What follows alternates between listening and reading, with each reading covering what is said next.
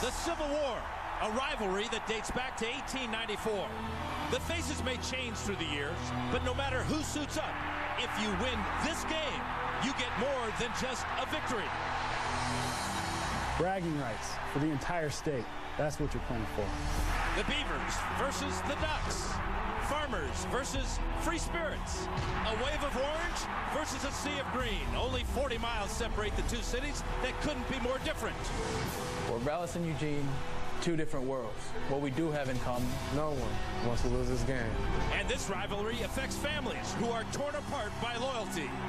I'm a Duck. I'm a Beaver. My whole family's a Beavers. But I'm not, especially this week. Any team can win in any given year.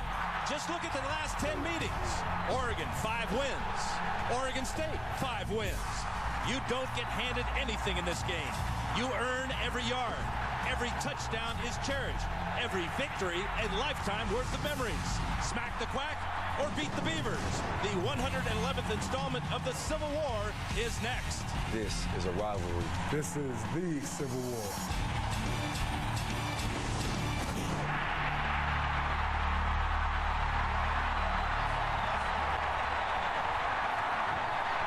And welcome to Jimmy V Week on ESPN as we continue our commitment to the V Foundation for Cancer Research in tribute to Jim Valvano and his dream to defeat cancer.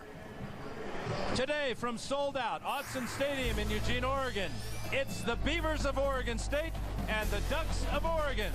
Good afternoon, everyone. I'm Dan Fouts. Welcome to the Civil War and welcome to Autzen Stadium.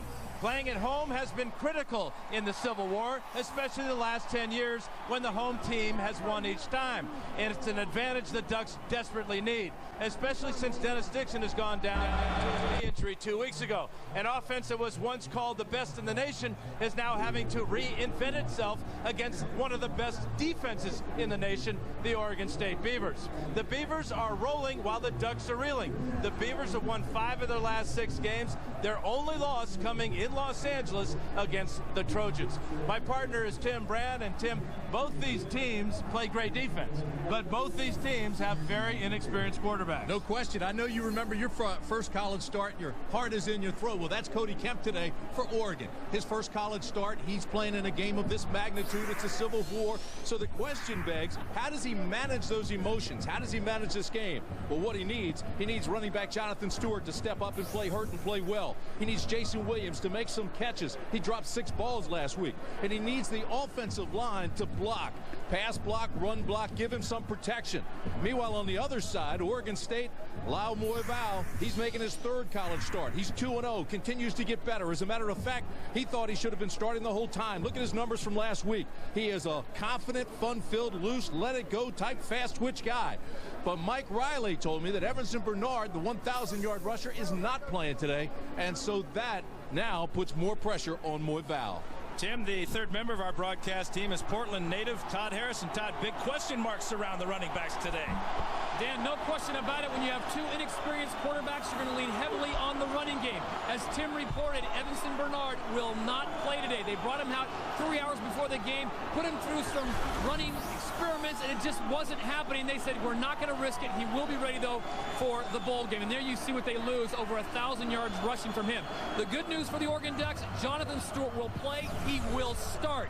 He has that turf toe that's been bothering him for the last few weeks, but Coach Mike Bellotti told me moments ago he's about 85%, and the key for him is that they make sure they keep him on the field, so long drives today are good for the Ducks. Dan?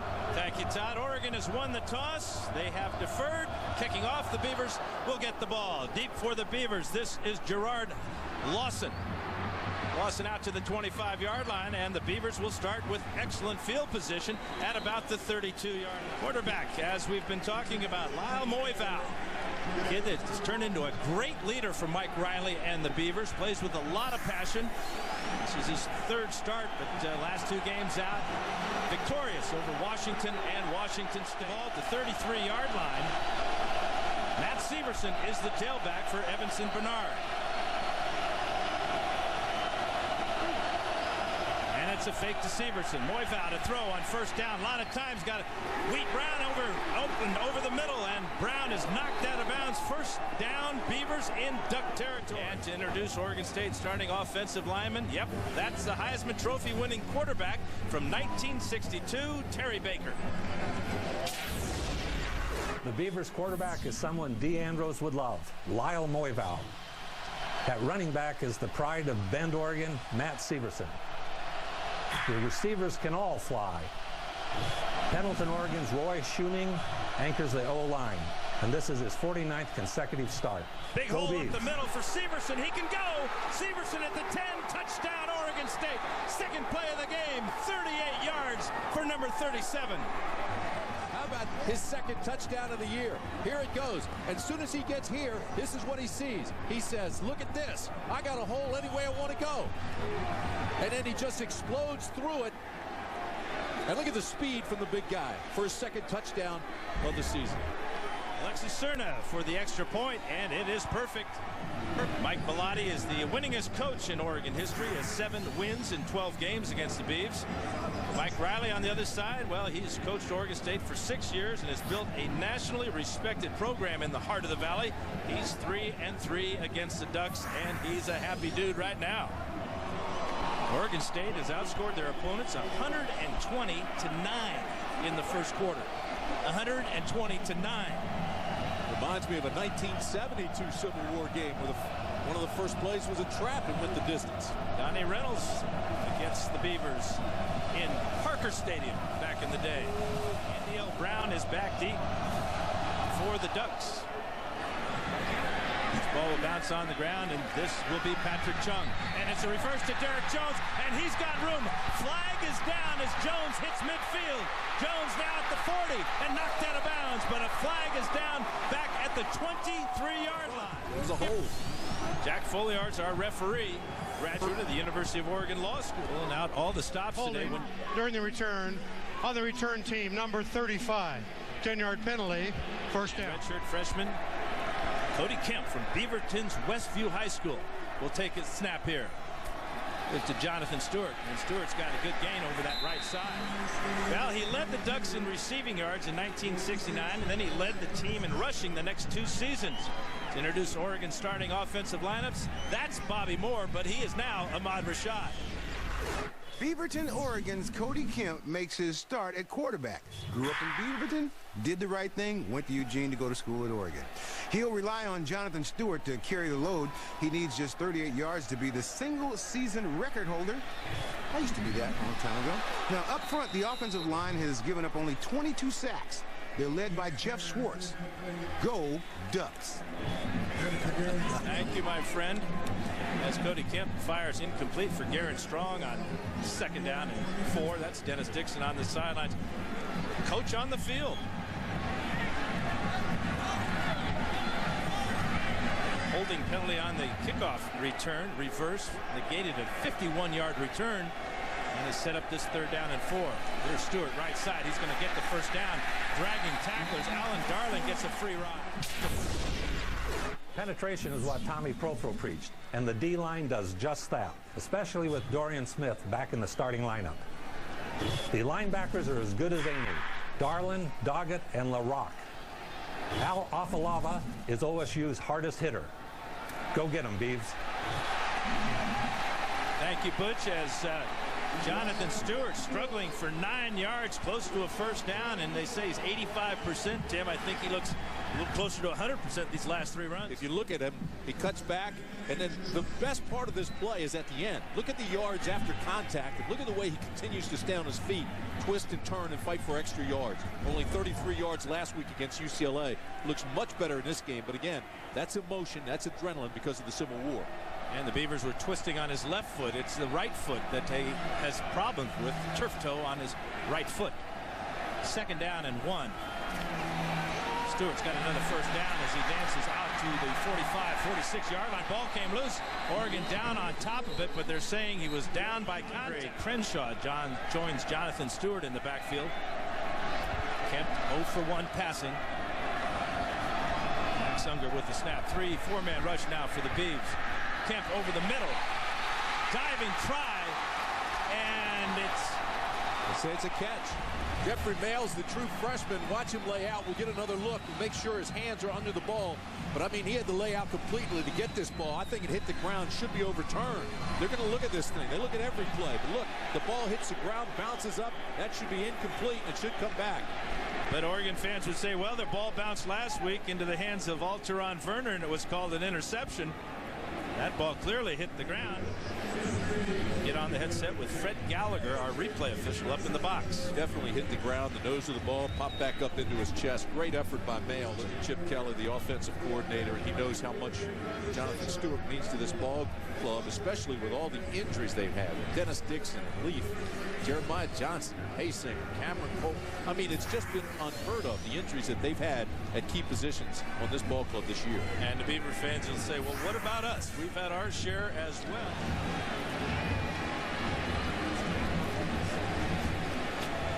Some of the aughts and crazies. After review, the ruling on the field will be reversed. Incomplete pass. They don't want them loading the box. They want to spread them out. That's why they're using these reverses, getting on the corner. Now they'll probably use a quick pass or two on the outside. Here's Kemp. This is Stewart. And Stewart, it's about to midfield and then pushed back by the front seven of the Beavers. As good a front seven as you'll see. In fact, they use more than just 7 guys. They substitute freely along the defensive line and the linebackers. You know, Dan, this is a different Oregon team without Dixon. Here's the situation. I mean, when Dennis Dixon is in there, he orchestrates this offense like a maestro, and it just generates a lot of yardage, a lot of touchdowns, a lot of production. But look, since he's gone out, look what's happened. 1 offensive touchdown, 7 turnovers, 38% completion. I mean, it's just not a good situation under 2 yards per rush. 3rd and 6. Crenshaw in the backfield. Here's a quick pass outside, almost intercepted. Experience, Dan. Watch how he locks on the receiver, looks there the whole time, and with his eyes brings LaRock over right to the.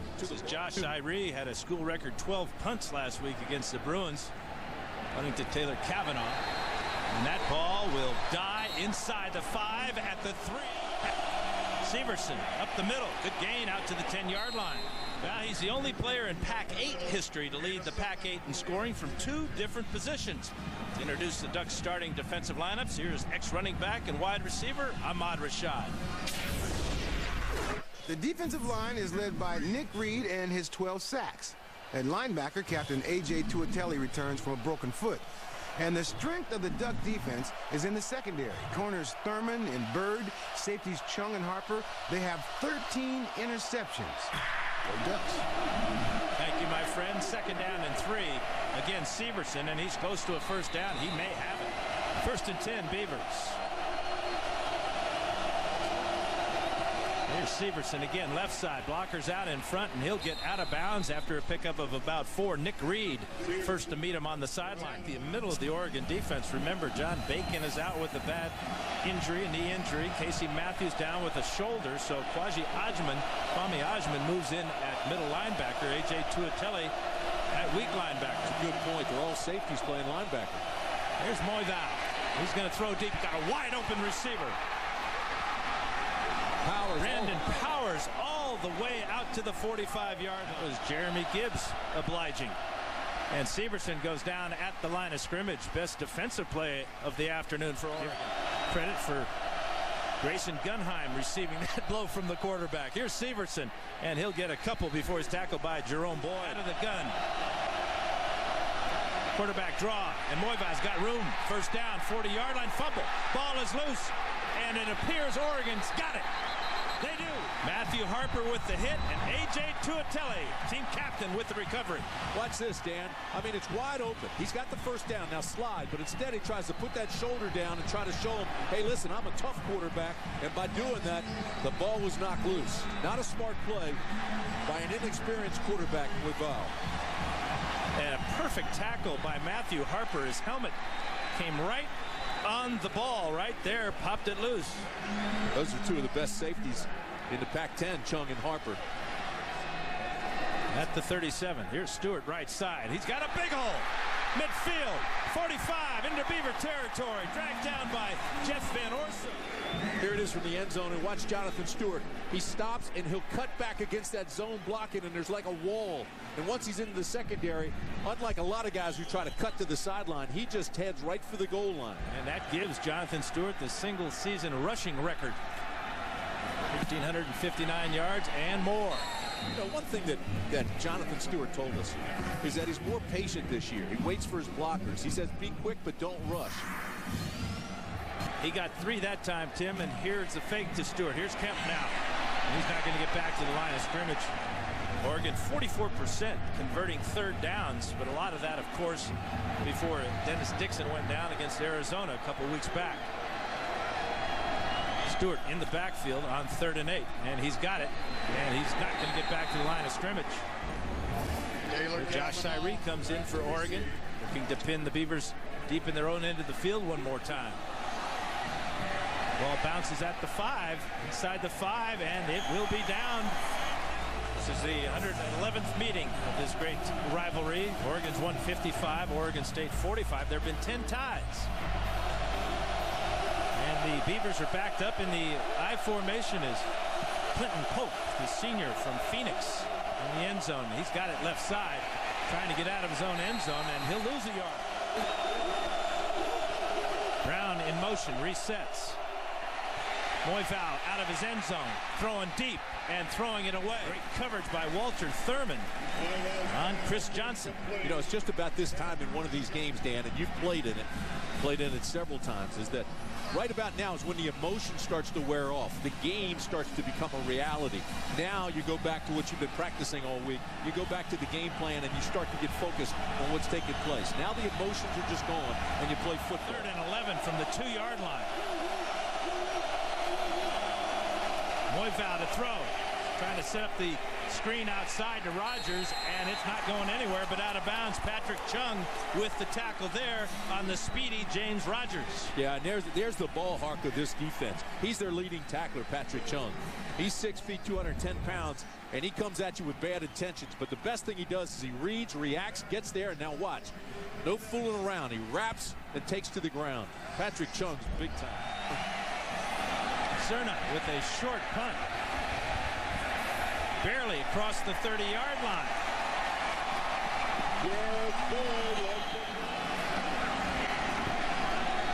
And one completion reversed by the replay booth, which was an excellent call. Here's Stewart right side. And Stewart gets to the 30-yard line and then is bounced out of bounds. You know, last week when we did the Oregon-UCLA game, it was the first time I think I've seen a game at this level where 6 different guys took snaps in that ball game. UCLA had 2, but Oregon had 4 different players take snaps. And it was just one of those games where they couldn't get anything going. It was total ineptness offensively. And Mike Bellotti's been working on that all week, and that's why he's sticking with Kemp right now and trying to get the offense going. There's the fake to Stewart. Kemp in trouble. Now he'll run and he'll get blasted. Play action. Now this is Dixon-like, but now he tucks it away, feels the pressure, and doesn't wait in the pocket. He's lucky he didn't fumble that ball the way he was hit. 2-2 going into today's Civil War. 1994. Oregon needed a win in Corvallis to get to the Rose Bowl. Now, we trailed late in the 4th quarter when quarterback Danny O'Neal in his last regular season game threw the game-winning touchdown. We were smelling roses for the first time since 1958. At quarterback for Oregon is number 11, Justin Roper, was 2 of 6 last week against the Bruins for 18 yards and an interception. And he faces a 3rd down and 7. He's firing, got a wide open receiver. Touchdown, Oregon. Jeffrey Mail.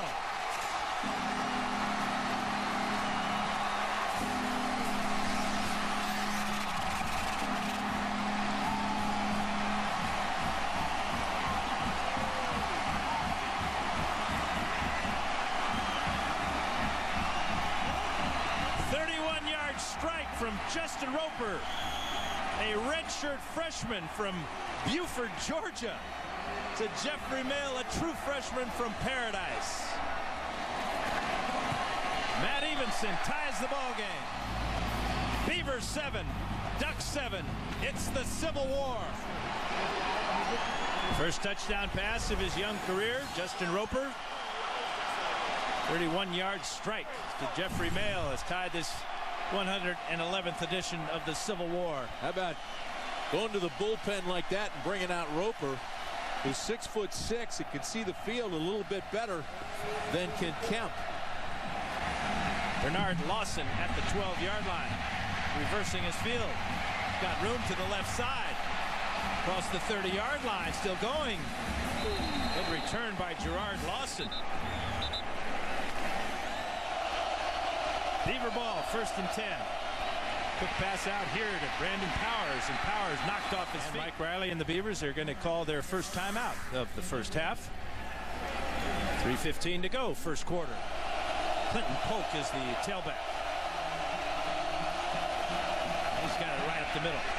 And he's across the 40-yard line. Cody Kemp, I talked with head athletic trainer Kevin Stile moments ago. He, the doctor, Dennis Dixon, everyone, the first thing they said to Cody was, don't hit the middle linebacker with your head. Get down. They're going to hold him out. They said he was a little bit fuzzy, so good news for Jack Tripper. Mr. Roper will be back for the next series. 3rd and 3 for the Beavs.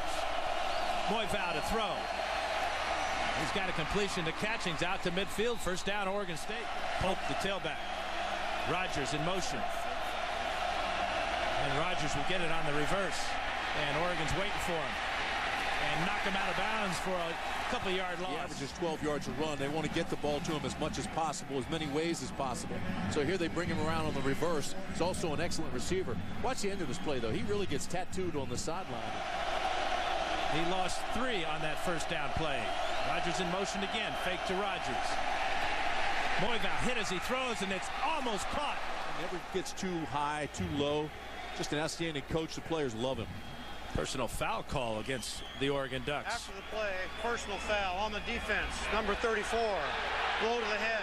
15 yards, automatic, first down. And that's the unsportsmanlike that got Mike Riley so fired up. They continue to get him and take him to the ground. Here's the incompletion. And then the top left of your screen, you see those feet. That's where the blow to the head took place. Brandon Powers slapping his hands together, saying he let one get away. Great throw by Moivow under pressure. And he'll throw again. And he's got a wide open tight end. Gabe Miller. Here he is to the left of your screen. And now he just kind of finds his way down the seam, and the ball's waiting for him. Harper was late getting over.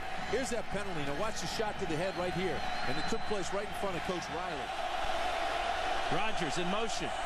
Fake to Polk. Here's Rogers open at the 5. Rogers down to the 1. And you're really seeing the effects of the bye week for Oregon State. Their offense is really clicking. Great timing, very imaginative play calls. And this is a team that's been on a roll. They're playing with a lot of confidence right now. Andy Stewart is the fullback. Clinton Polk the tailback. 2nd and goal from the 1. Polk left side. And Polk is in the end zone. Touchdown, Oregon State. Watch the end of this play, because he was stopped at the 1. He's hit there, and now watch. They throw him into the end zone while they're tackling him. And Alexis Serna, the Groza winner back in 05 with an extra point, is perfect. The 1998 Civil War. If you like offense, how about 85 combined points? Oregon's Akili Smith did throw for over 400 yards in the game, but we had the weapons to keep up. Ken Simonton had 4 rushing touchdowns. A 44-41 double overtime win for the Beavers.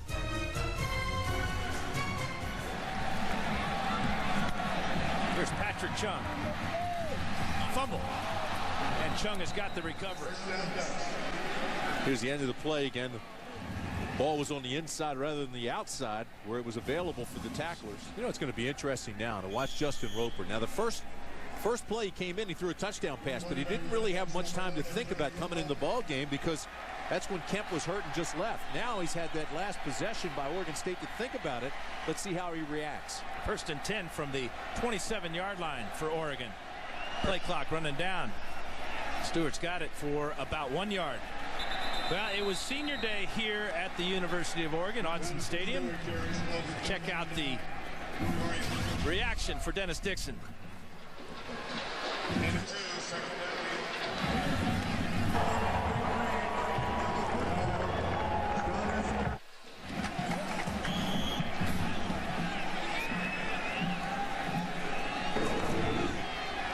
senior from San Leandro. Still helping out on the sidelines with that bum knee. Fumble by Roper. Fight against cancer. Call 1-800-4-JIMMY-V or log on to www.jimmyv.org and donate. Do it now. 3rd and 15 for Roper. And that ball is intercepted off the hands of Dixon. This is Doggett. Doggett inside the 5. Doggett to the end zone. Touchdown, Beavers. Take another look at this. Doggett's 4th interception of the year. He's an active linebacker. Again, he's reading the eyes of the quarterback. And Roper leads him right there. Then the tip drill. Oh, my. Just picks it off, shows his ability to take it down the sidelines. Big, strong guy at 6'3", 210.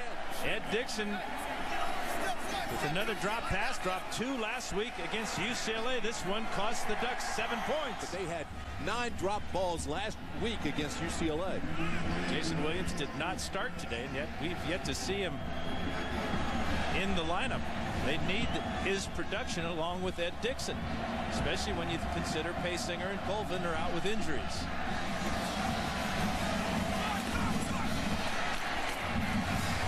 Walter Thurman with the return out to about the 26-yard line. 21-7. Beavers over the Ducks. And Stewart dragged down for loss. But the front 7 of Oregon State has remained pretty much intact. And Damon Frank, the senior from Honolulu, with a good penetration and a good play here. And he's got it up the middle, and he's met by Doggett. Yeah, Dan, we've talked about how important he is to this team and what they're losing. Last week against UCLA, the Ducks were only able to generate 148 yards without Dennis Dixon at quarterback. Now, that's 35 yards fewer than they had against Arizona when he was in there for only 9 minutes. But at practice the other day, you know, he still can run like a gazelle, albeit straight ahead. He throws a beautiful ball. And Coach Bellotti watched it for a while, and he said, you know what, I can't take it anymore. He said, Dennis, can you just stop because you're depressing me? Well, here's Stewart left side on a 3rd down and 12, not getting anywhere near a first down. Out to the 30-yard line. Tim Clark with the tackle there.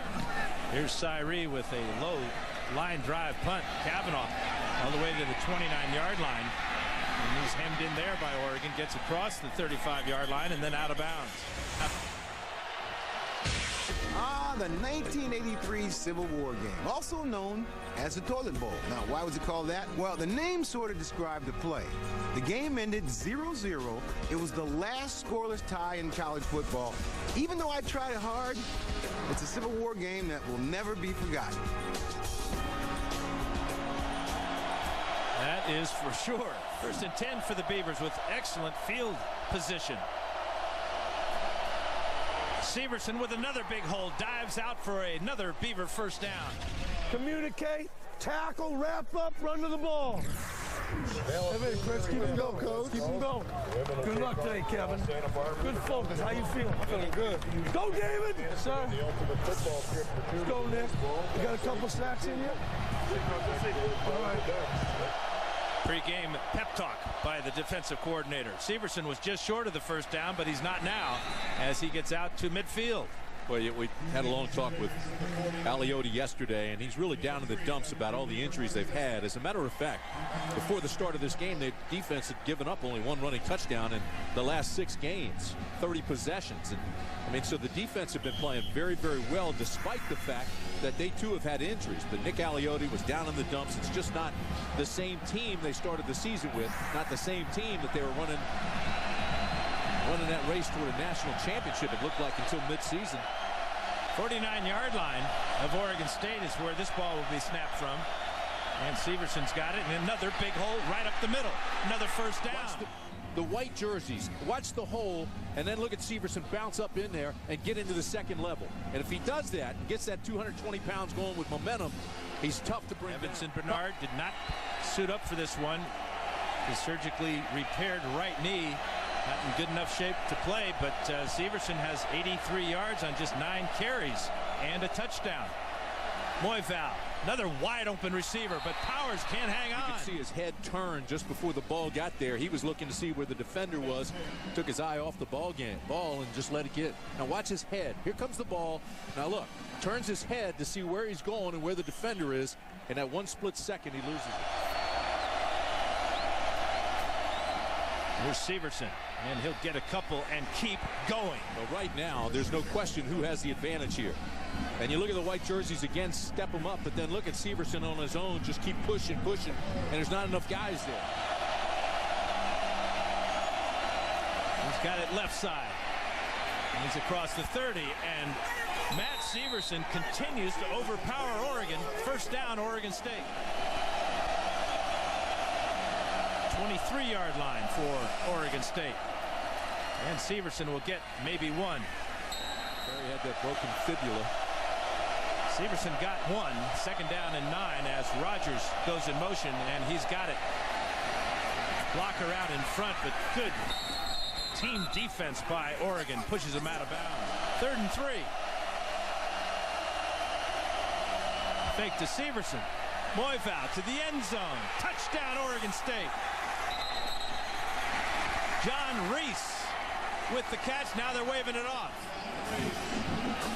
Jarris Bird on the coverage. We'll take another look at this one. He was open and the ball was well thrown.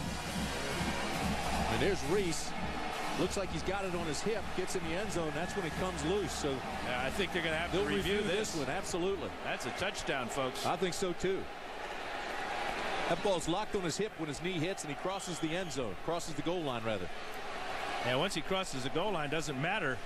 Not only does he have it locked down right there on his hip, but both hands are on it, and the defender's arm is in there, and he still has it with both hands. Hey, breaks the plane there. Easy call for a touchdown. And here comes the review. Mike Riley out on the field, almost begging for the officials to stop the game. In fact, they've called a timeout. Timeout. Oregon State, number 2.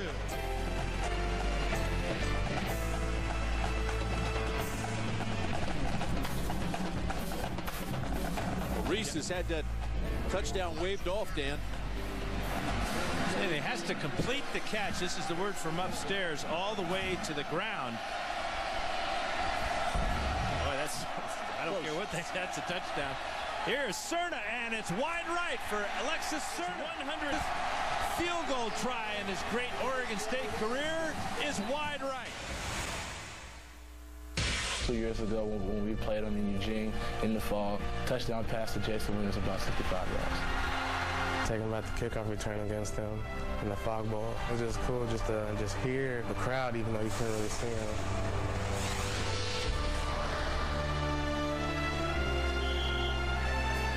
Civil War 2 years ago that nobody saw. Here's Jonathan Stewart left side. And he'll get a couple before he's pushed out of bounds. Well, they're still talking about it in the stands, obviously. I mean, here's the catch, tucks it away, has both hands on it, knee goes down, butt hits, now the ball comes loose. Ruled no catch, said he didn't complete the catch. Serna had made 24 of his last 29 field goals. That was a chip shot for Serna. Here's Roper left side, first down Oregon and out of bounds. With the big long strides, as you said, the Loper. Here's the fake. Pulls it back. Now they want him to give that ball every chance he can, but it's a good read on his part because they had sucked in. They didn't expect him to read. They're not respecting his run, and so he takes it outside. He sees the contained man there, got sucked in. That's a good play. Big time play by Roper. Out to the 34-yard line and a first down for Oregon. Here's Stewart bouncing to the outside and picking up a couple. And wrestled him to the ground well outside the playing field. Yeah, and the fans wanted a flag. None thrown, but I mean, you could tell that definitely had an effect on Jonathan Stewart. Here's the end of the play. They're out of bounds. Let him go. Whistle's blowing. And then they take him down. Actually tried to pull away at the last second, but his foot got caught underneath. And remember, it's his right foot, and that was the one that was caught underneath. Picked up one. Here's Crenshaw. And he gets dragged down by. USC looking for a 6th straight Pac-10 title. That's never been done before, and the Trojans up 14-0. Thank you, Stan. Bottom of the screen is Jason Williams for Justin Roper. He looks the other way, though, and throws incomplete. Now, if USC wins that game, that'll be their 6th straight Pac-10 title. Unprecedented. Here's Kavanaugh waving for a fair catch. Can't make the catch, but the ball rolls out of bounds harmlessly.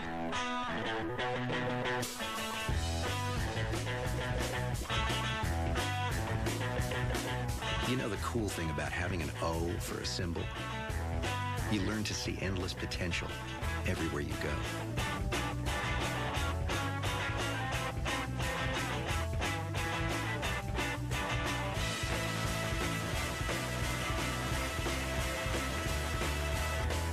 The University of Oregon. Luke Walker led SMU to their first Cotton Bowl victory in 1949 over the Norm Van Brocklin-led Oregon Ducks. There's Moyval. A lot of time to throw. Throws incomplete over the middle. 2nd and 10 for the Beavers. This is Polk. And Polk barely gets back to the line of scrimmage before Thurman wraps him up. Moyval, pressure. And he throws the ball away. With a blitz, Takwafu came through free. Nobody picked him up. They had more guys than Oregon State could block, and that's a pretty good tattoo. We've seen him now go down hard about 2 or 3 times. You just wonder when it's really going to start to take its toll. Well, Moval, pretty good coverage out of that zone. There's Serna punting the ball away to Oregon. It's picked up on a fly by Bird and knocked away. Oregon State is on it. Now it's still loose. Jarris Bird with a real risky play.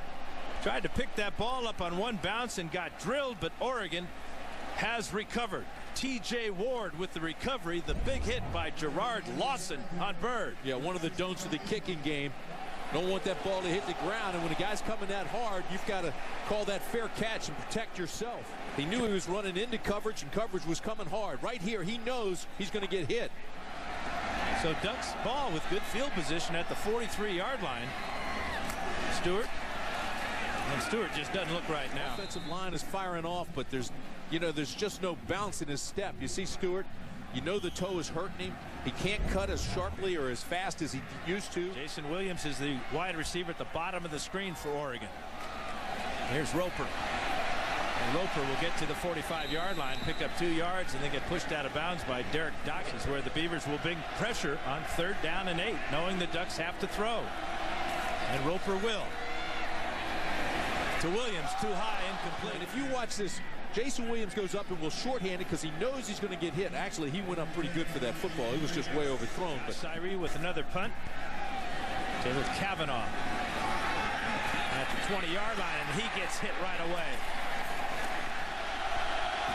6:09 to go first half. Ball on the 17-yard line. Powers in motion. Moyval rolling. Throwing to Powers, and he's got this one. He's out close to a first down. Jerome Boyd on the stop. About this Civil War and how it separates families here in the great state of Oregon. Well, here's 2 that were brought together. That is Tech Sergeant Darren G. from Portland, First Lieutenant Brandon Hill, also of Oregon, and they're over in Iraq. We want to send out our best to them watching on Armed Forces Networks, displaying the Beavers and the Ducks flag on that burned out take, protecting our rights there in Baghdad, and where it is about 2 a.m. Sunday morning in Baghdad. Thanks, gentlemen. God bless them. You betcha. Thank you, Todd. 2nd down and 1 for Severson. And Severson cannot pick up the first down. I've got a good friend in Casablanca, Morocco. He's a Beaver, too. In fact, he was my best man, and I was his best man. Steve Johnson on the 26. Severson.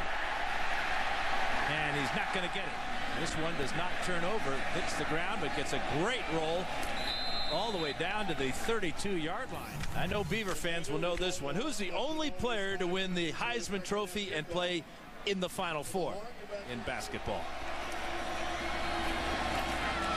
Stewart will get a couple. Dee Andros, the great pumpkin, head coach of the Beavers for 11 years. That says it all right there. 2nd and 8 for Roper. Time to throw over the middle, and he's got a completion. And a big hit. Al Afalava knocking Jeffrey Mail down, but Mail gets back up. First down Oregon. Personal foul. Number 9 on the defense. Helmet-to-helmet contact. 15 yards.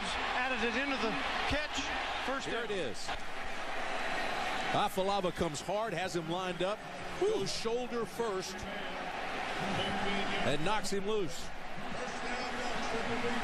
How did Mail hang on to this ball? I don't know, but that is some vicious hit. And there's the hat-to-hat. Typical defensive outlook. Here's a backwards pass to Ed Dixon. And now he's going to run it. Dixon has a 30. The tight end looking to throw the ball. The Beavers covered it down the field, but Dixon heads up, picks up another first down for Oregon. Yeah, you could say that again. Ed Dixon with a great decision there to tuck it and go. I mean, it was great coverage downfield, and he reads this thing. It's a pass from the get-go. Here comes Dixon. Dixon looks downfield. There's coverage, and he doesn't waste any time, doesn't hesitate, makes a great decision, goes after the first down mark. Ball now at the 28-yard line of Oregon State. Here's Stewart. Big hole, right side. Stewart inside the 15, down to the 11-yard line. Yeah, so Dixon makes a good decision, gets a first, then all of a sudden Stewart looks like he's got his old feet back, and he's starting to make some good cuts and go strong. They get a, and then they jump. Somebody jumped, and then everybody's pointing at everybody. Defensive coordinator Mark Banker. False start. Number 66 on the offense. 5-yard penalty, first down. And here's Stewart again on that right side. Bounces off his one tackler and is taken out of bounds by Doggett. Here it is. Now watch 42. LaRock comes hard. Then he reaches out with that left hand, but doesn't have his feet under him. Great job by Stewart to bounce outside and pick up the extra yardage. Jordan Holmes doing a good job blocking on LaRock as Stewart went by. Here's Stewart again, same side. Inside the 10 now.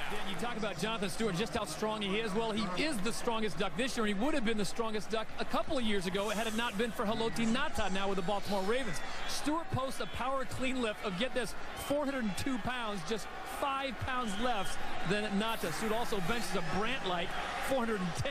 Best ever for any Oregon running back, and he's using it all now. Yeah, baby. Brandt style. Yeah. 3rd down and 7 for Oregon as Stewart goes in motion. Roper with a throwback screen. Malachi Lewis. So this is the Civil War. And if we're down in the red zone, we're going for it. Even at midfield, if it's fourth. If the timing is right, we're going for it. And I think right here, he's going for it. What a great play by Doggett. This is a Civil War. 4th and 2 from the 4-yard line.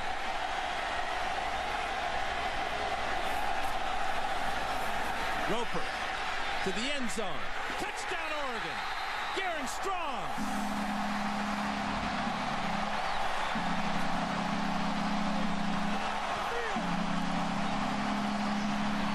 The defense was looking for Stewart. They didn't respect the running of Roper. But Roper throws a strike to Strong. Watch the separation. In, out. The ball is high, right where his guy can go get it. Perfectly thrown. Well done. Garen Strong with a great catch. Here's Roper, puts it down for Evenson, and Evenson puts it through. Todd, I know that Garen has really had a tough time lately. Well, Dan, no question. You got to cheer for a guy like this. Following the loss at UCLA, the Oregon Ducks flew back to Eugene, and on that flight, Garen Strong found out that his younger brother Tyler, passed away after a 4-year battle with cancer. Now, he said he's going to play in this game to honor his brother. His family's here. They have to go back to San Jose, though, to have that funeral services. But he said tonight he is playing for his brother's memory, and our thoughts and prayers go out to the entire Strong family. But congratulations to him. That's got to lighten the burden just a bit. Back deep for this Evenson kickoff is Gerard Lawson. And he gets across the 25-yard line. Beavers out from the 25-yard line. Just one timeout to work and a long way to go. Oregon has 3, though. If they can get a stop or a negative play, they may start using some timeouts down here. Here's the quarterback draw, and there's your stop, and there's your fumble. And Oregon's got it on the fly. At the 20, the 15, Jairus Byrd scores. Touchdown, Ducks.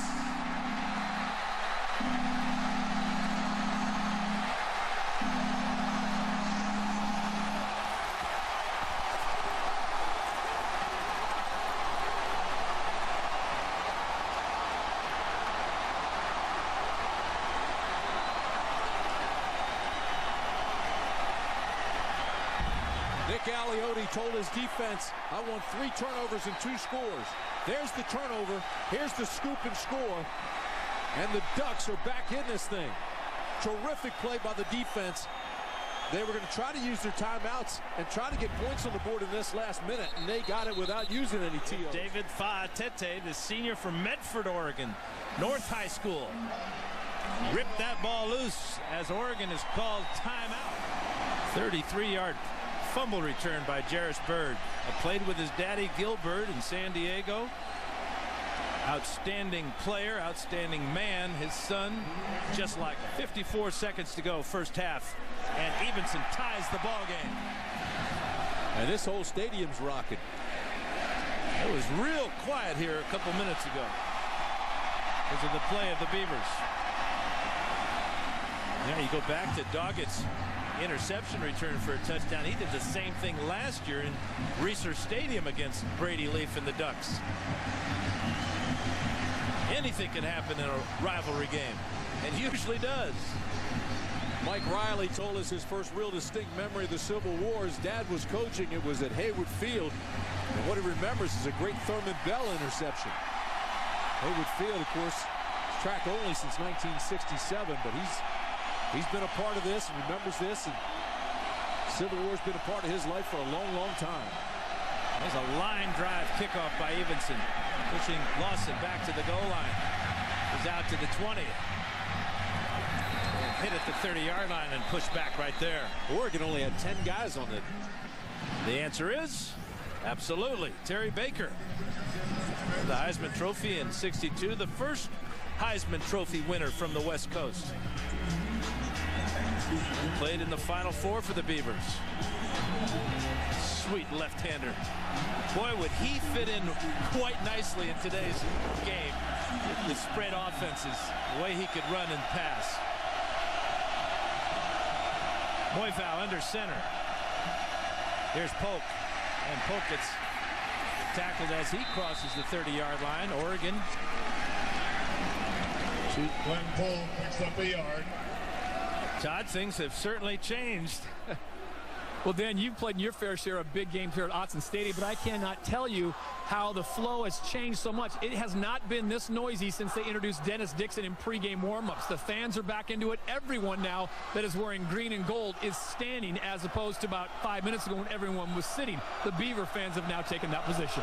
Thank you, Todd. And the Beavers are content, and I think Oregon is too, to take this tie ball game to the house. Yeah, Mike Riley's telling him, just let the time go down. See ya. Let's get in the club. Well, tied at 21, Coach, you're still smiling. How do you stop the flow and the momentum that's shifted over to the Ducks? Well, we just got to come back out and play the game. You know, we have, given them some plays, with the turnovers that, and then they made a good fourth down play down there. So it's just going to be a good, hard-nosed football game in the second half. We just got to turn it back on. You have a young, enthusiastic quarterback. What do you tell him about when he scrambles now? Put the ball away. Take care of the football. That's been our deal. So if we do that, we're going to be all right. Thanks, Coach. Thank you. Yeah, it's one of those situations where Oregon State has 3 turnovers, but they've outrun them and they've doubled their passing yardage. Here's the situation. Here comes Matthew Severson now, takes that thing 38 yards for the touchdown right up the middle. And right now, it was all Oregon State.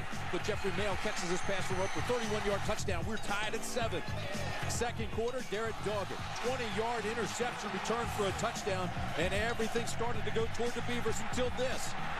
Late in the second half, Jarius Byrd picks up the fumble, 33 yards. We are tied at 21, and that's where the game stands. So the 3 turnovers by Oregon State have hurt them, even though they've outrun them, and they've doubled their passing yards. Well, and in any big rivalry game, the big hits, and we've had our share. Well, these guys definitely know the difference between come here and sick 'em. Quarterbacks have been taking licks the entire game. And then how about on special teams? You think these guys don't come with bad intentions? Yes, sir. It's a rivalry game. Civil War. Oregon State. That's great stuff. And one of those big hits was on starting quarterback Cody Kemp of Oregon. Knocked him out of the game. Here's the kickoff to start the second half. Walter Thurman has got it. And Thurman across the 35-yard line, out close to the 40-yard line. In the first half, Tim, this pass to Reese ruled incomplete. Yeah, and the rule book says not only does he make the catch when the left foot comes down, but when he hits the ground, he still has to have complete control of that football. Fred Gallagher, the replay official at halftime, he says you have to prove you can control the ball through the whole process. That's why it was not a touchdown. And then Alexis Serna misses a 33-yard field goal. Here's Jonathan Stewart with a huge hole up the middle. across the 40-yard line. Coach Mike Bellotti just moments ago, and he did unveil the news that Cody Kemp is done for the day with a concussion, so Justin Roper will have to go the whole way. I said, who's your backup quarterback? Well, it's a converted Rover, Marvin Johnson. Now, he did play at Dominguez High School in Compton, California as a quarterback, so he has experience, but they also told me that Jonathan Stewart in a lot of pain. There's nothing they can do for that turf toe. They said they'll give him some anti-inflammatories. They said he does not like tape on his foot, so he's just going to go the distance with that steel shank that's trying to protect that turf toe. Dan? Thank you, Todd. He may be in pain, but he is administering pain right now with those first 2 carries. 22 carries, 121 yards for the man in pain. And here he is again. And the Beavers gang up on him in the backfield. Last year's game, Tim, against the Beavers in Corvallis. It's really when Jonathan Stewart came of age in my mind. Put the team on his back in that second half, and he got twisted back there, almost hurt his knee on that play. But really outstanding job last year in the Civil War for Stewart. Here's Roper. And that ball, again, almost intercepted. He converted a touchdown last time on 4th down. Big hit on Roper. Ball is incomplete. Beavers will get the ball with good field position at the 36-yard line. Well, Smith came hard. Dorian Smith, he was going after his 7th sack of the year. He's playing with a bad knee, but this ball, it's a good play by Bellotti, though, to go for it right there. You're down in 4-down distance. It doesn't hurt you badly.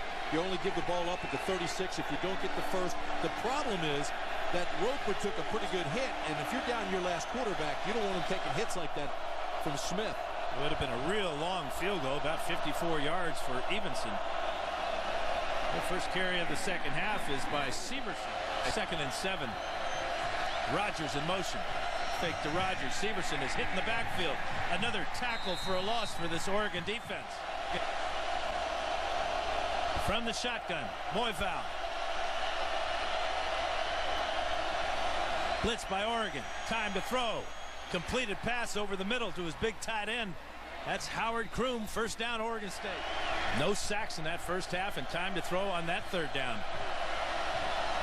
Ball's out at midfield. Here's Rogers. And Rogers got running room. Thurman trips him up across the 45-yard line, but a good gain on first down. Take a look at the first half statistics of the 111th Civil War, and you look at right down here to the turnovers, and you say, all right, well, this has been a factor. Then you look at the points off turnovers. That's pretty even.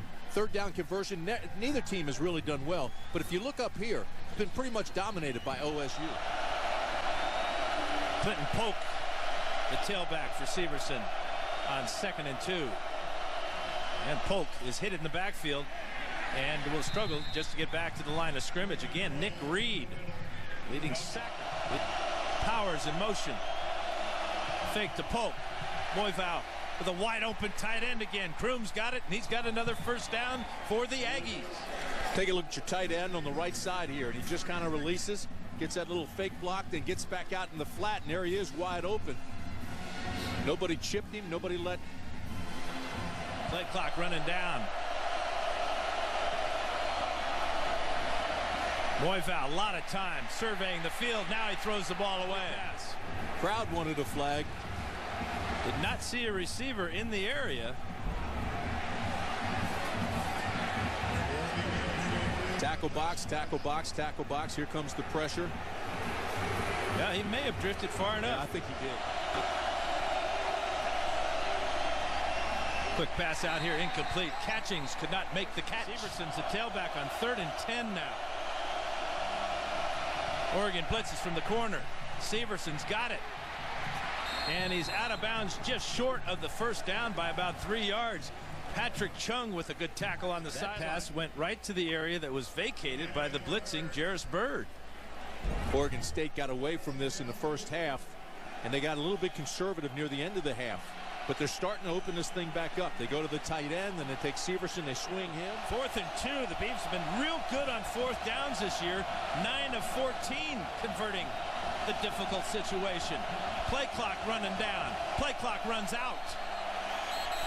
Flag is thrown. So again, the inexperience, perhaps, Tim, of young Moival. Delay game offense. 5-yard penalty. 4th down. It's cold and damp here in Eugene. They're going to take a timeout and talk about it. Back to Eugene. We're all tied at 21. That is Alexis Serna. They have brought him on for the Oregon State Beavers. I had a chance to talk to him during halftime, and I said, Alexis, if it comes down to it, what are you comfortable with in these conditions? He said, 50 and under, no problem. Dan? He's about 6 inches longer than 50 right here, Todd. The wind, whatever little bit there is at his back. Kavanaugh will put it down. It's on the way. It is short. Well, last year he hit a 40-yarder to win the Civil War for the Beavers, but you're right, Tim. This did not look good from the get-go. No, his plant foot was solid, but he hit it fat. Here it is. Now watch, his left plant foot is fine, but he hits it fat and low on the ball. His foot actually hit the ground before it hit the football, just like a duff in golf, and it came up way short. Why did you look at me when you said duff in golf?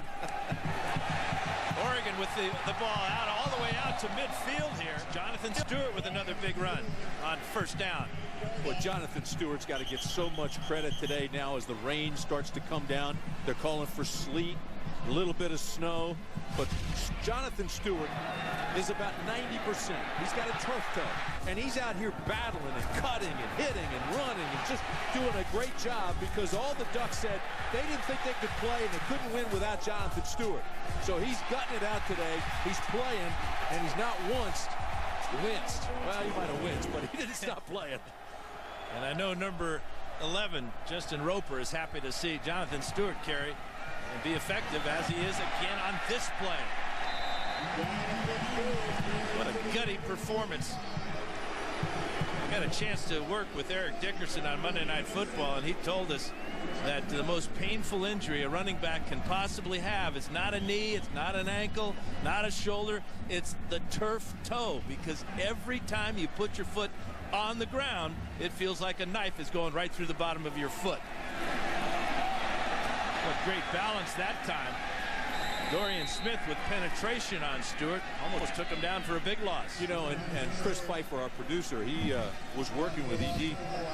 And ED told him, Dickerson told him, he actually had to cut his shoe. He had to make it like a convertible shoe, take all the pressure off that toe that he possibly could, because you couldn't even touch it without really excruciating pain. Good penetration, good strength, gets him right around the foot.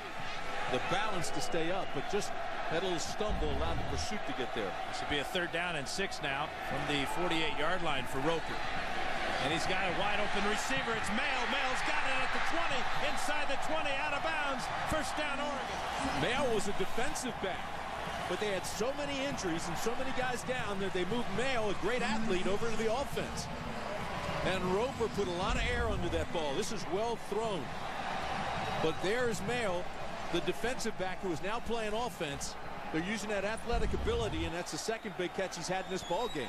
Good for 33 yards on that 3rd down and 6. Stewart left side. Stewart to the 10 and out of bounds at the 9 as the rain falls. And adjusts the call at the line of scrimmage. This is Stewart, and Stewart hitting the backfield and pushes forward for about a half a yard. Derek Doggett and Curtis Coker with another stop. Boy, I just love to look in the eyes of players on both sides of the ball. The intensity in this tie ball game.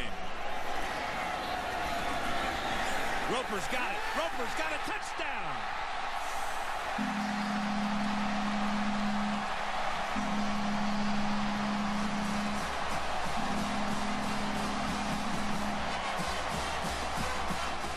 .6'6", 205 pounds. A redshirt freshman in the end zone, giving the Ducks their first lead of the ball game.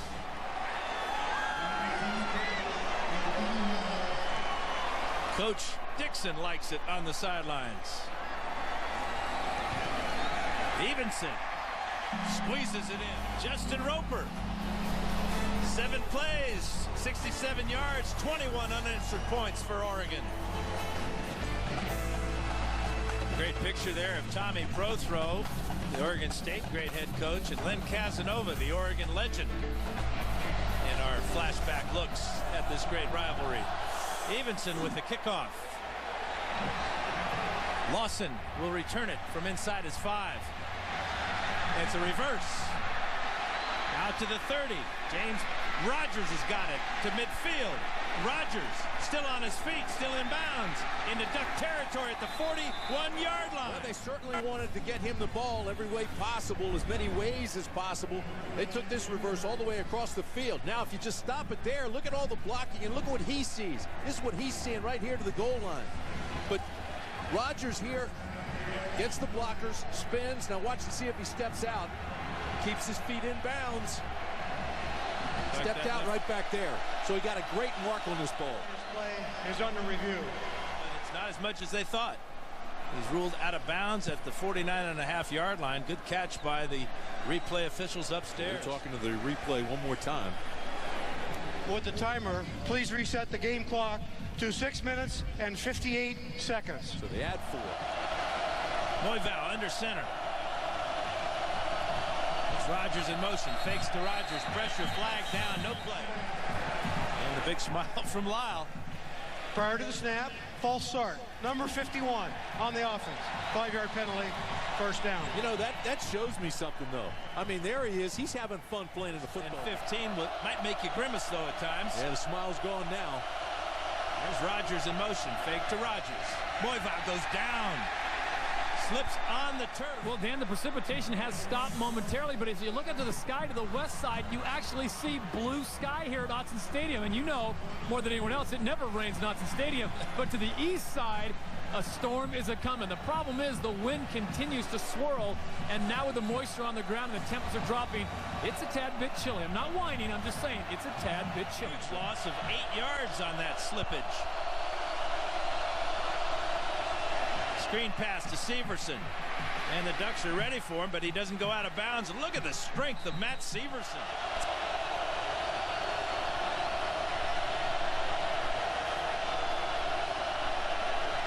Blitz by Oregon. Time to throw over the middle. Almost intercepted. Looked like the ball was intended for T.J. Ward. Too deep, and he throws it right into him. See, his tight end is held up there, but then up top. And Serna with another punt. Fair catch signal made by Jarris Bird. You know, Oregon State defensively doing a lot what UCLA did last week as far as they don't need a spy because Dixon's not in the ball game, and they weren't really respecting Roper. But now that he's had some big runs, including the touchdown, you watch how much attention he's going to get. And the attention that Jonathan Stewart will get as he hits the right side and gets about 5-6 yards. This ties a school record. His 8th 100-yard rushing game. On a bad wheel, no less. And he's got that ball for about 2 yards as he's twisted down. Roper's first play of the game was a touchdown pass of 31 yards to Jeffrey Mail. And we've got movement up front. And this would be a huge call if it's against Oregon State. Prior to the snap, offsides. Defense, number 96. 5-yard penalty. Results and a first down. You know, you defensive guys always look at things a little bit weird. Clearly he was offsides. That's what I said. He was offsides. Watch Unger. Watch Unger. Nah, that's all part of it. That's part of the spread offense. But you're right, Tim. I mean, in the day you played, that would have been illegal procedure against Unger. Just saw the team unit there without the helmets. That was the era I played in. So it'll be an Oregon first down out to the 23-yard line for Roper, and he'll throw pressure immediately. Slip screen to Ed Dixon will only get a yard. Dennis Dixon still signaling in the plays. Second down and a long 9. Ducks have 3 wide receivers to the wide side of the field on 2nd and 9. Stewart on the draw play. And Stewart runs into the arms of number 93, Dorian Smith. Smith having a huge game coming back from injury. Look at 93 there on the left side of your screen. Now watch him come back. Just wrap his arms. Envelop Stewart. That brings up another 3rd down for Justin Roper and the Ducks. And Roper's got it. Roper to the outside, hesitates, and does not get the first down. Joey LaRocque takes him down. It appeared for an instant if he would have just taken off, Tim, he might have got the first down. Well, LaRocque's one of those guys that got sucked in on the touchdown. Watch 42. All right, he comes in, he reads Roper now, and he says, hey, he pulled his baby. So he's going back out, and it looks like he's outside containment and getting a block from his wide receiver, but he hesitated rather than cut it up. Cyree with a punt. Low line drive. Kavanaugh to the wide side with a fair catch signal. And Cyree with a good job of pinning him to the sideline. Ball goes out of bounds at the 29-yard line. The 1971 Civil War. Now, the thing I remember most was Dan Fouts on the program cover. He had a kind of a three-dog night kind of thing going with those pants he had on. I really don't remember us losing the game by 1. It was all about Dan and those pants. Yeah, the only thing missing from the Mod Squad there was Peggy Lipton, I think. 1st and 10 for the Beavers. 29-yard line. Moyval. Play action. Throws, and he's got a wide-open receiver at midfield. Now, Malbo's drop here is good. Play action is not necessarily good. Doesn't freeze a whole lot of guys, but the block is terrific. And this time, rather than throwing off his heels, he just steps into it. Still throws a little bit high and a little bit behind him. But he finally stepped into the ball and moved the chain. The last time they had the ball. Lost 8 yards on that play, but that does not go down as a sack. Again, time to throw. He steps up, and he throws another strike. Ball is out. Again, the ball was thrown perfectly.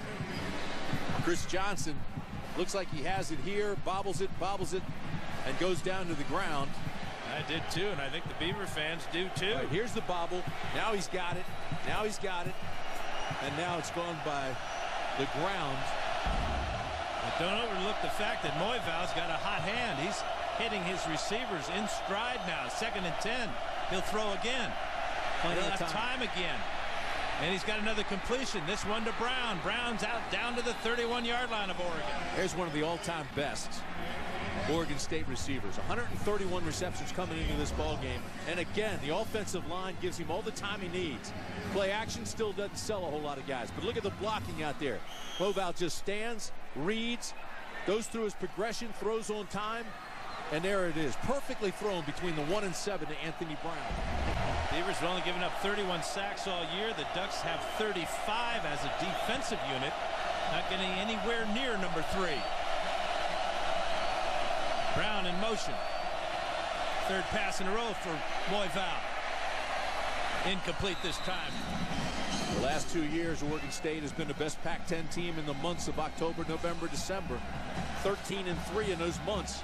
So here we are now in December, late in the ball game, and they're trailing, but Moyval's getting comfortable. Ducks rush 6. Pump fake. Moyval. Patrick Chung on the coverage, flag down.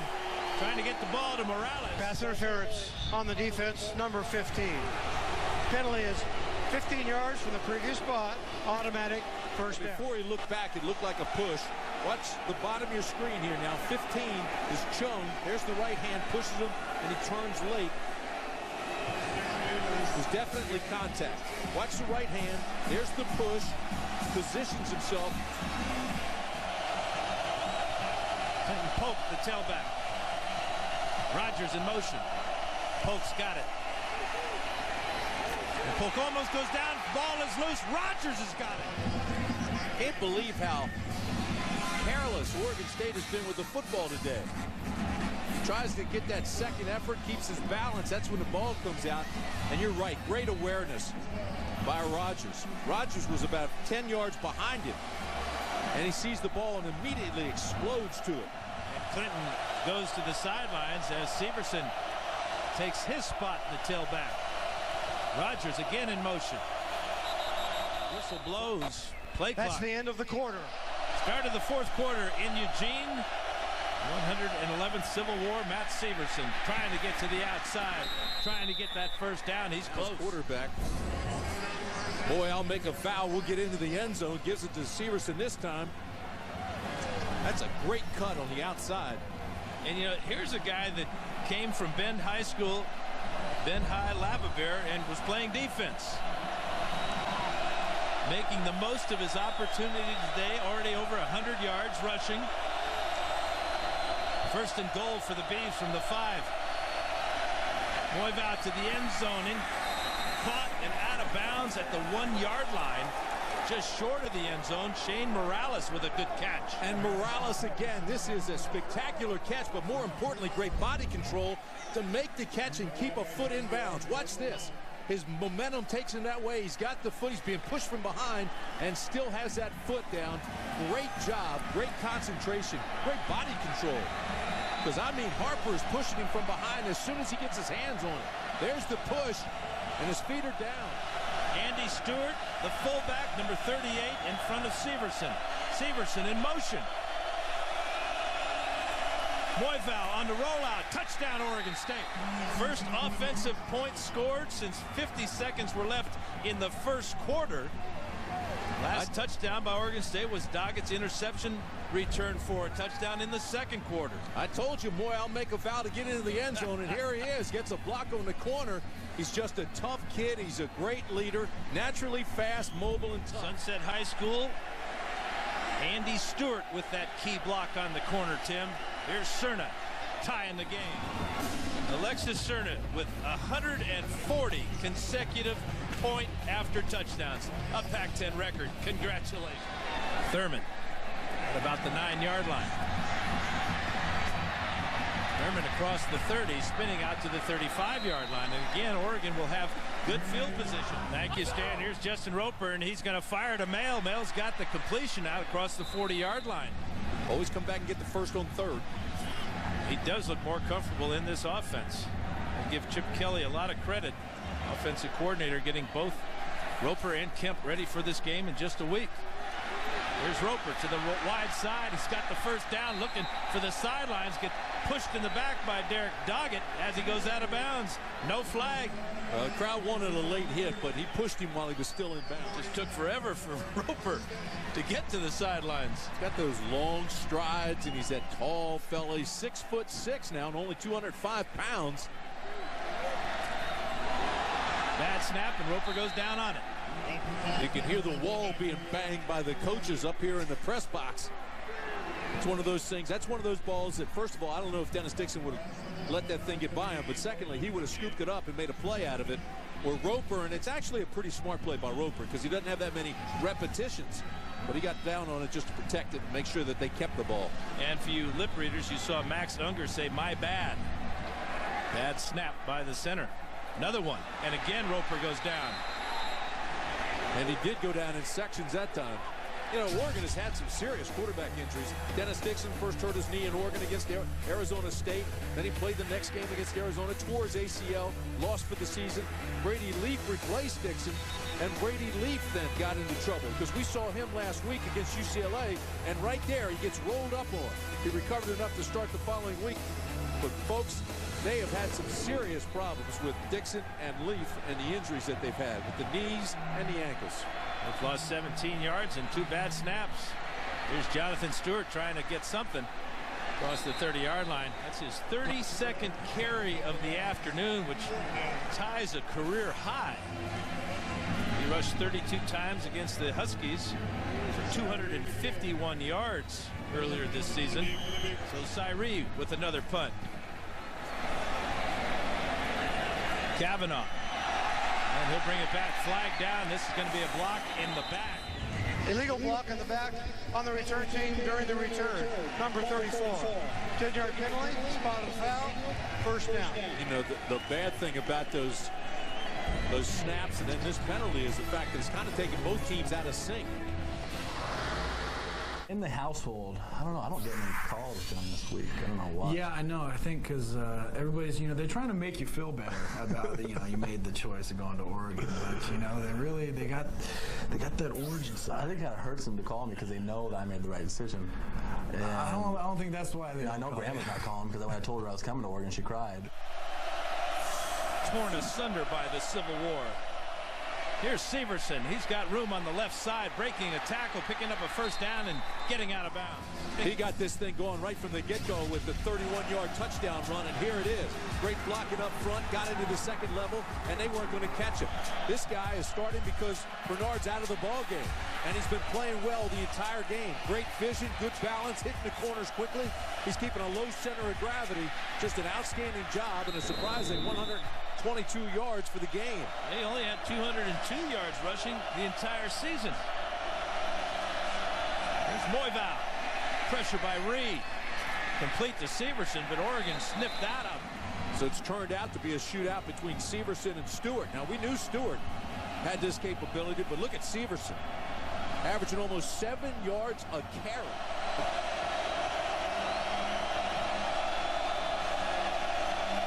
Just gets it off in time. Again, time to throw, and Moivau has got his receiver out at midfield. Powers with the catch there. Really did a nice job of throwing it over the DB. The Rover was sitting shallow, and he throws it right over his head to get the completion. And better. Tongue twisting, too. 1st and 10 at midfield. Severson hitting the backfield. Okay. Nick Reed, just watch number 49. Jump into the play, break down, come under control, and then explode to make the tackle. No gain for Severson. As we move to 10 minutes to go in this Civil War. Rodgers in motion, fake to him. Moivau, again, time to throw. Intercepted! Intercepted by Walter Thurman. Thurman out to midfield. 3rd turnover of the day for the Oregon defense. Dan, you said a mistake may decide this ball game, and that's a bad mistake by Moivau. Because he tries to slip this thing in there, and there's just nowhere to put it. That is great coverage by Thurman. It's his 4th interception of the year, and watch how he jumps his route. Reads it right in front of it, played it inside out, broke on the ball and made the pick. Big time play by a terrific defender. And sets up the Oregon offense on the 49-yard line. Here's Roper faking the swing pass. Down the middle to his tight end, Dixon, and Dixon can only get one hand up on the ball. It looked like he had inside position on the defender. Boy, and he certainly had size. He's 6'5.5". And I mean, there is a huge difference there when you look at Hughes, who's just barely 5'11". Crenshaw is the tailback, and Crenshaw has it. And he's got a big game. He's got a 1st down for Oregon. Listen, this defense for Oregon State has been the best in this conference all year against the run. They're 17th in the nation. They only give up less than 2 yards a carry. Yep. And yet here they are, and the Ducks are starting to pick them apart on the ground. Well, the NCAA best 64 yards per game on the ground. Shows you there just how good they are. Thank you, Stan. I don't think you can talk fast enough because this Oregon offense, they don't huddle. They get to the line of scrimmage trying to change the tempo there. Roper throwing incomplete. Bring up a 3rd down and 12. You know, the other thing it does by going fast is Oregon State can't get guys in and out. They like to roll a lot of players in and out of the ball game and keep them fresh, and they aren't able to do that. That's a good point, Tim. Looks like they're in a cover 2 shell here for Roper. Across the middle into traffic to Mail, incomplete. I mean, Oregon State's defense plays with 10 defensive linemen. They rotate 8 linebackers, 9 DBs. So they stay fresh and play aggressive and just roll thunder at you the entire game. But Oregon now really trying to up-tempo this thing so they can't change. Here's that hit and roll, and they come underneath of him. And Mail, he gets airmailed. It's a tail dragger, and it bounces into the end zone just in front of Patrick Chung. Moivau puts a man in motion. And he'll throw. And he'll throw deep. And he'll throw incomplete. Obviously, the Rose Bowl presented by City. Looks like SC will be going there. Winner of this game, well, Holiday Bowl is a great bowl game down in San Diego. 2nd and 10. Severson searching. Finds about 5 on the right side. 55th consecutive sellout here at Autzen Stadium. The student section at this end of the field. Powers in motion. Moivau to throw for it to Powers. He's got him. 1st down, Oregon State out of bounds. Well-designed play, though. Moivau's got plenty of time, and again, the offensive line steps up and does a good job, and he just runs that quick out. And Severson in the backfield. Here's Rodgers in motion. Fake to Rodgers. Pressure. Steps up. And again, he's got a receiver. And again, it's Powers. 1st down for Oregon State into Duck territory. Moivau's one of those guys that will come back to you again and again if you prove that you can find the open area and sit down. just finds that open area and the ball's waiting for him at midfield. That is nicely done. And you know what he does as a quarterback, Tim, is he feels the pressure around him and slides up into the safe part of the pocket, stepping forward, not trying to escape out one side or the other. And that gives him more passing lanes. He's only 5'11". He's got to look between the linemen. Severson, stretch play to the wide side here. And Reed's got him and pushes him out of bounds. No gain.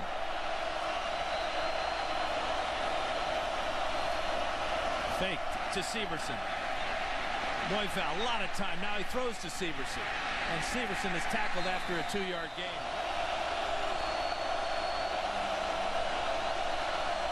Blitz by Oregon. Moyfell, incomplete. But you've got 5:45 to play in this ball game. You can't afford, as you look at the replay here, you can't afford to go for it on 4th here. You got to back up the Ducks and let your defense, the strength of your team, try to win this thing for you. And it's a good one. High spiral. Bird will let it go, but it bites at the 5-yard line and backs up. Beautiful punt by Alexis Serna. Mike Bellotti and Dennis Dixon. Dixon went down with that knee injury against Arizona. And met with Coach Mike Bellotti. And Mike told him, I don't think you should play. You've got a lot of football ahead of you. But he was cleared by the doctors after proving in practice that he could do it. Didn't have any swelling in the knee. As Crenshaw takes the ball for about a 2-yard gain. And once the doctors cleared Dixon to play, Bellotti said, fine. Unfortunately, with a torn cruciate ligament, just a good brace on the knee and all, Tim, he just could not survive that twisting play in Arizona. I think Mike Bellotti did a great job in this thing, and he took a lot of heat for letting him play. But he conferred with the doctors, he conferred with the other coaches, conferred with the player, conferred with his parents, got everybody's indication of what should take place. Then he left it up to Dixon's father and himself. Then, and only then, did he let him play after the doctors say he couldn't hurt it any more than it's already hurt. So I think the decision was sound. He didn't want anybody else to know about it. That also upset some of the media because they didn't know about it. It was never given out that he had an ACL, and you certainly don't want your opponent to know that a guy's got a bad wheel. That's absolutely right. It's very common practice in football. Here's Roper on 3rd down. And Mail can't make the catch on a high pass. Before we leave the Dixon subject, let me say this, too. You and I watched him at practice. We do have a flag down, excuse me, Tim, back in the backfield.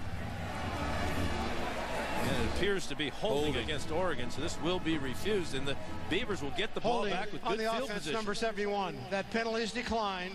4th down. But what I was going to say is you and I both have had knee operations. We've had surgeries.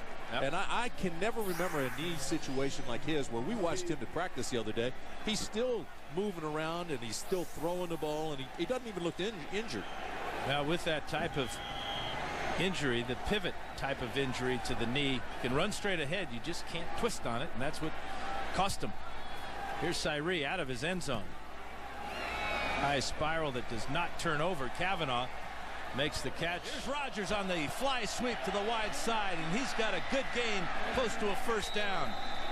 You can almost hear defensive coordinator Nick Aliotti screaming from right down in the press box, because that's something that he hammered home all week to his defense. The fly sweep, fly sweep. Well, here comes the fly sweep, and there goes Rogers. James Rogers takes it around the corner. He's got a blocker out in front. And boy, I'm telling you something, Miller gets a little piece of somebody, and they pick up a pretty good 9-yard chunk. Rogers in motion again. Severson's got it, and he's got a 1st down. This game may come down to a field goal. That's exactly right, Dan, and it's Alexis Serna, the 2005 Groza winner. Now, it didn't start out so well in his career. You remember a few years back in LSU, this was the scene when the Beavers had a chance to knock off the LSU Tigers. Not 1, not 2, but 3 missed extra points. Alexis Serna was almost unconsolable. The poor kid, you don't want that to happen to anybody, but I talked to him again at halftime, and he told me if it's inside 50, rain, shine, wind, he feels pretty confident he can split the uprights. Dan?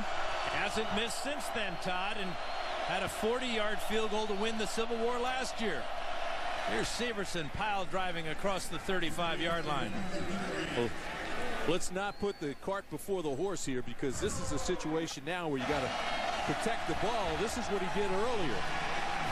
This wide right, then he hit this one fat. It was left and short. So offensively, you got to think ball security, Let's not rush this thing. We still have 2:50 left. Severson breaking tackles across the 30-yard line. Moival under center. Fakes to Severson, rolling right. Dumping it to his tight end. They've got a first down inside the 20-yard line. Play clock down to 10. 2 tight ends for the Beavers.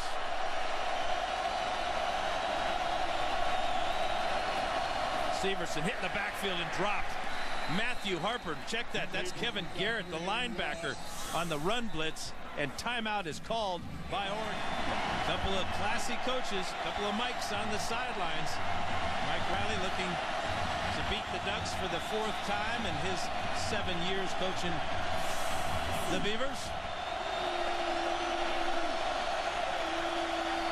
Fake to Severson. Moival to the end zone, incomplete. They come wide side right. Severson will come up short of the first down. Remember, his 2 misses came at the other end of the field. I'm surprised they tried to take the corner there rather than position this thing right square in the middle of that field between the 2 hash marks. That is a great point, Tim, because most right-footed kickers do not like kicking across their body from the right hash mark. Absolutely not. That's why I thought pre-snap they were going to run this thing just to put it in the middle of the field. They would rather be on the other hash mark if they couldn't be right in the middle, because then they can aim at the far upright and draw the ball between the posts. Well, you've got 69 seconds left. 59,050 on their feet. Blocked! Blocked by Oregon. Walter Thurman blocked it. Oregon ball.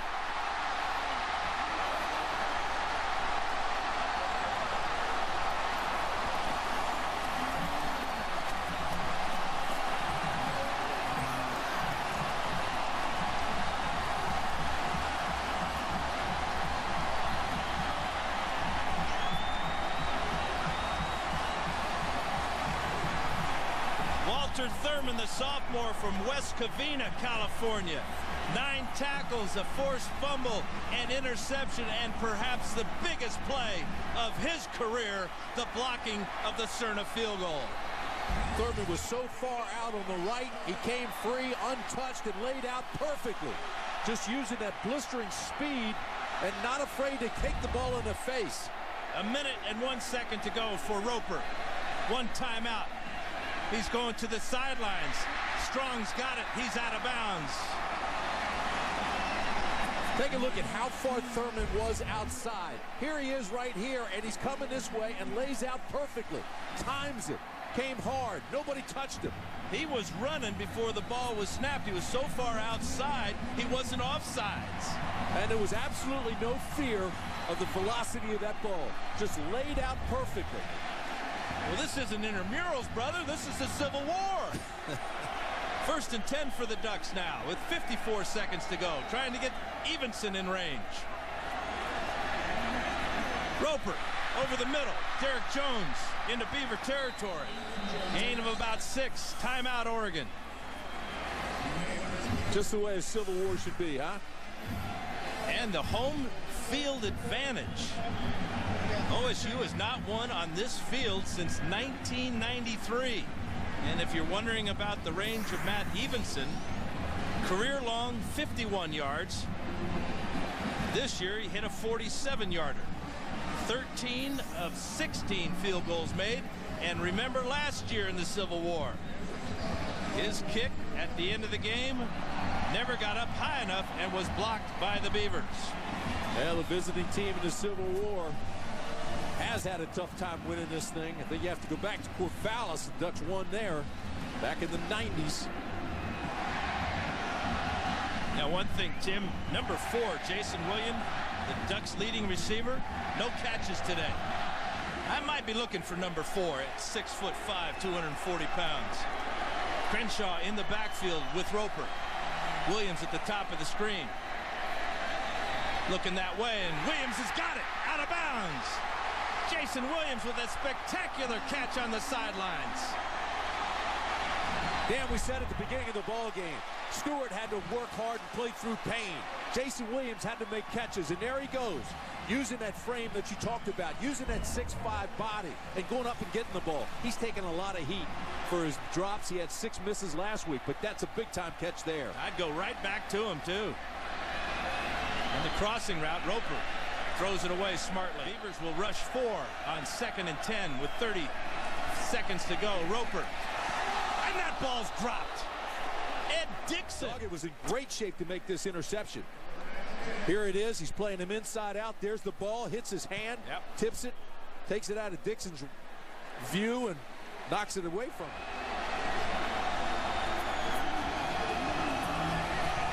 Again, a 4-man rush. Roper will throw it away. So they put this ball down right there. That would make it a 53-yard field goal. And Mike Riley will use a timeout to ice Matt Evenson. 53 yards. It's long enough. It is no good. Just wide right. But there is a flag. Oh, this is a big one. 15 yards, personal foul. What is that, Mike Riley Personal wants foul to know. On the defense, leaping and landing on a player. By rule, personal foul, 15-yard, first down. But again, it's on that right hash mark, Tim, we talked about, and you see with that last kick, he couldn't quite draw the ball between the uprights. This is a safety issue coming down, but the Ducks have a 1st and 10, so they've got a chance to go for the end zone here. No timeouts. What they're going to do is move the ball to the center of the field. And Roper does just that. Well, that's good coaching. Now they got to hustle. That is good coaching. That's what I thought OSU would have done. Well, you know, they could just take this ball, snap it, and kill it. Down to 10 seconds. They're set. They've got time. Evenson. No good. They should have lined up their offense and killed the clock. They had enough downs. You know what, Dan? You just said good coaching, and it went from great coaching to total confusion. Now, how does that happen? They couldn't get guys off the field. They couldn't line up offensively for the field goal. They didn't play the clock play, as you said, toss it into the ground. Consequently, never got set. And this is how close they came to winning the Civil War in regulation.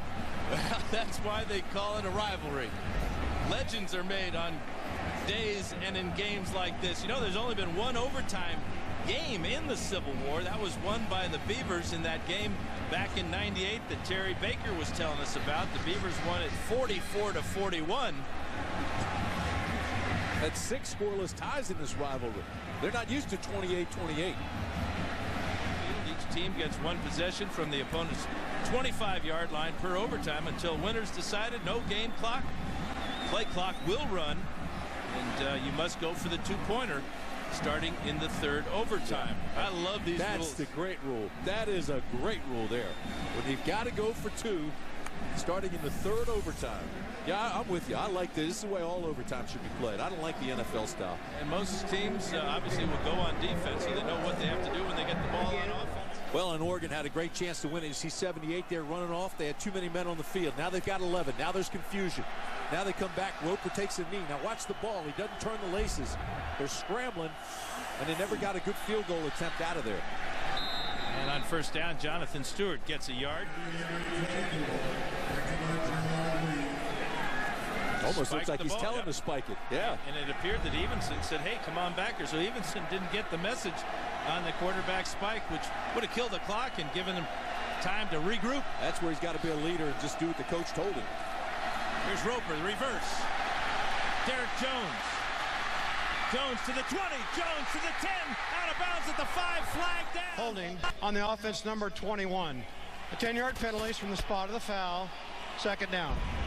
Garen Strong, here he is right here. Now just watch what happens at the end of this play right there. He's pushing him from behind and pushes him out of bounds, and Brandon Hughes never had a chance. Bellotti trying to get a clarification. Here's Stewart. And Stewart in pain every step he takes. 3rd down and 6. Four-man rush for the Beavs. Roper got Dixon. Dixon has a first down. Equipment goes flying as Dixon goes inside the 10-yard line. Great job, too, by Roper to sit in and wait for him to clear. Comes off the right side, and he just sits over the middle. Roper was looking left, came back to the middle, and there he was. Great job by Dixon. He had time to throw. Broke the tackle of Afalava and Doggett. First and goal now. Stewart, left side. And Stewart is going to get dropped for a yard loss. Second and goal, backed up now to the 10-yard line.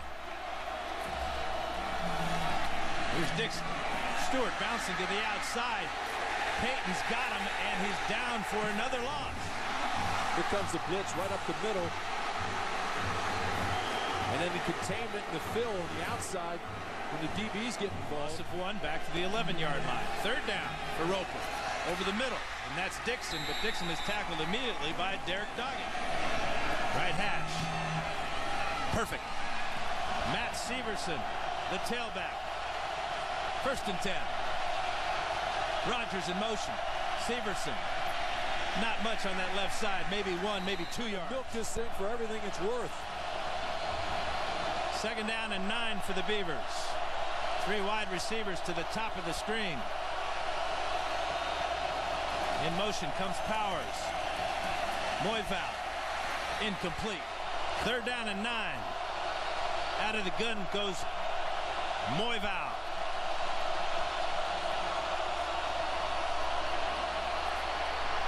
He's got an incomplete pass over the middle. Ball thrown just a little bit low to Darrell catching. 41-yard try to tie the game for Alexis Serna. Kavanaugh to put it down. Serna kicks it. It is good. Nothing like a rivalry game. He's got 3 wide receivers in the game, and Matt Severson as his tailback. Under center he goes. Rodgers in motion. Rodgers has got it. Breaks the tackle to the outside. Rodgers turns the corner. 10-5. Touchdown, James Rodgers.